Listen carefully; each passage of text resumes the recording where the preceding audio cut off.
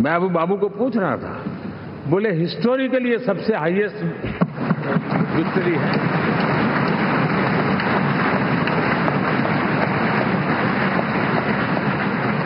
और ये जो यहां दिखता है ना पवन, ये पवन नहीं, आंधी है।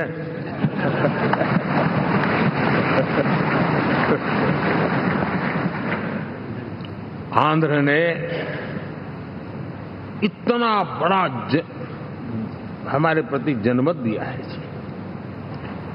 हिंदुस्तान के लिए एक सामान्य मानवीय की विकास की जो जिजीविषा है उसका प्रतिबिंब है। और महाप्रभु जगन्नाथ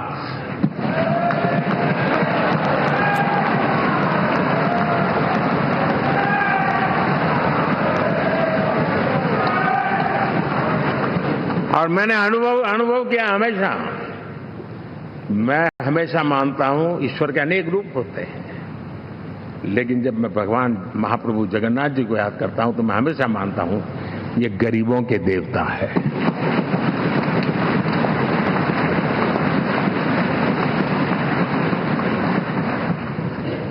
और वहां जो क्रांति रूप परिणाम आया है, मैं इसे एक रिवॉल्यूशन देख रहा हूं। और मैं इसके साथ कह सकता हूं कि विकसित भारत का हमारा जो सपना है, आने वाले 25 वर्ष, पहले मैंने 10 साल कहा था, यहां मैं 25 साल कह रहा हूं। आने वाले 25 साल महाप्रभु जगन्नाथ जी की कृपा से उड़ीसा देश की विकास यात्रा के ग्रोथ इंजन पैकी एक होगा।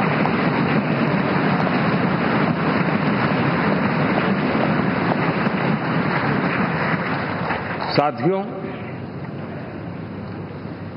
हम लोग जब 4 जून के नतीजे चल रहे थे, मैं तो अपने काम में कुछ व्यस्त था। बाद में फोन आना शुरू हो गए,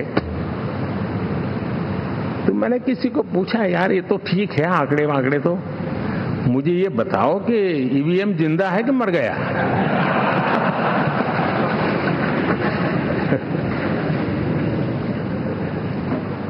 क्योंकि ये लोग तय करके बैठे थे कि भारत के लोकतंत्र और लोकतंत्र की प्रक्रिया के प्रति विश्वास ही लोगों का उठ जाए, और लगातार ईवीएम को गाली देना। और मुझे तो लगता था कि शायद इस बार वो ईवीएम की अर्थी का जुलूस निकालेंगे, लेकिन 4 जून शाम आते आते उनको ताले लग गए, ईवीएम ने उनको चुप कर दिया। ये ताकत है भारत के लोकतंत्र की, ये ताकत है भारत की निष्पक्षता की, ये भारत की ताकत है भारत के चुनावी तंत्र की, चुनाव आयोग की। और मैं मानता हूं कि ये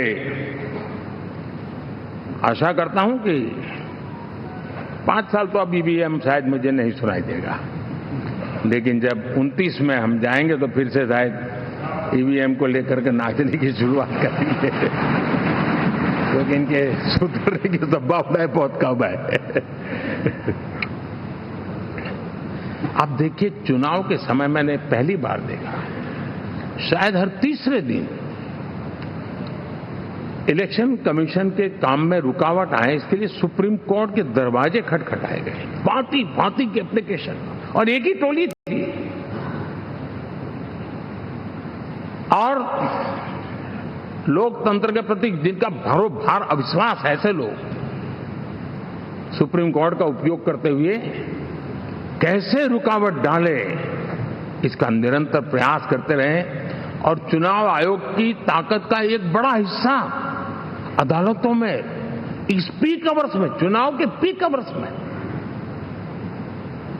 यानी कितनी निराशा लेकर के ये लोग मैदान में आए थे कि उन्होंने पूरा हमला उसी इंस्टीट्यूट पे लगा दो, ताकि चुनाव के कोई भी परिणाम आए हम दुनिया के सामने भारत को भी बदनाम कर लें।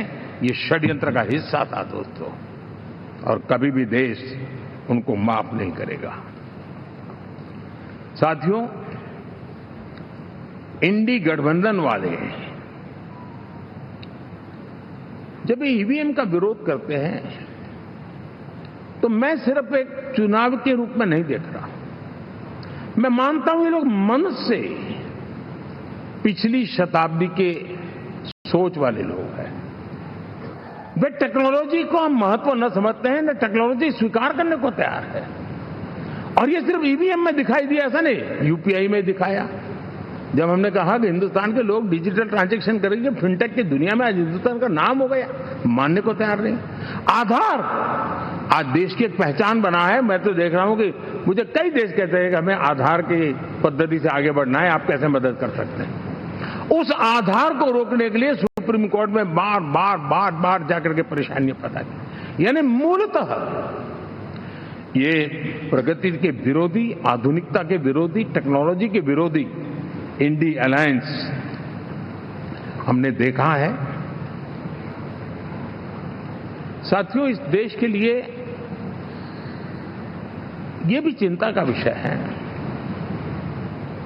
कि विश्व में भारत के लोकतंत्र की ताकत को कम आंकने का प्रयास, और कितना एक्सट्रीम है। मैं दुनिया में ढोल पीट रहा हूं कि हम मदर ऑफ डेमोक्रेसी है, और ये दुनिया में जाकर के बता रहे नहीं हमारे देश में तो डेमोक्रेसी जैसा कुछ नहीं, कि वो मोदी बैठ गया है, वो एक चाय बेचने वाला यहां पहुंच कैसे गया, कुछ तो गड़बड़ की होगी।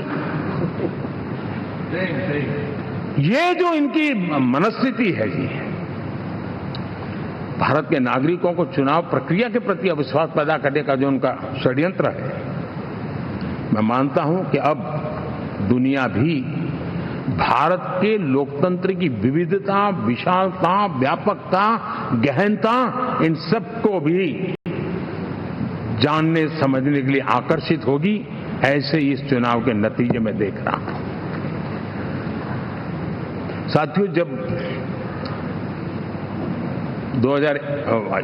1 तारीख को मतदान पूरा हुआ और 4 तारीख को काउंटिंग, इस बीच की चीजों को आप देखिए। योजनाबद्ध तरीके से देश को हिंसा की आग में झोंकने का बयान दिए जाते थे। यहां इकट्ठे होना, यहां पहुंचना, यहां करना। कुछ लोग इस चीज को गंभीर नहीं लेते, लेकिन ये बहुत गंभीर है। आप भारत के लोकतंत्र को, पहले उसकी व्यवस्था को अनादर करते हो, अब परिणाम आने से पहले एक ऐसा माहौल बना दो कि बस आग लगा देंगे। हर प्रकार से उन शब्दों का अर्थ यही निकलता है कि उन्होंने देश को उस दिशा में ले जाने का प्रयास किया था। लगातार देश को गुमराह करने का प्रयास किया गया, देश के लोगों को बांटने का प्रयास किया। अरे चुनाव एक ऐसा लोकोत्सव होता है कि ज्यादा से ज्यादा लोगों को हम जोड़े, तोड़ने के लिए नहीं होता है। लेकिन हर प्रकार से कोशिश यही की गई है।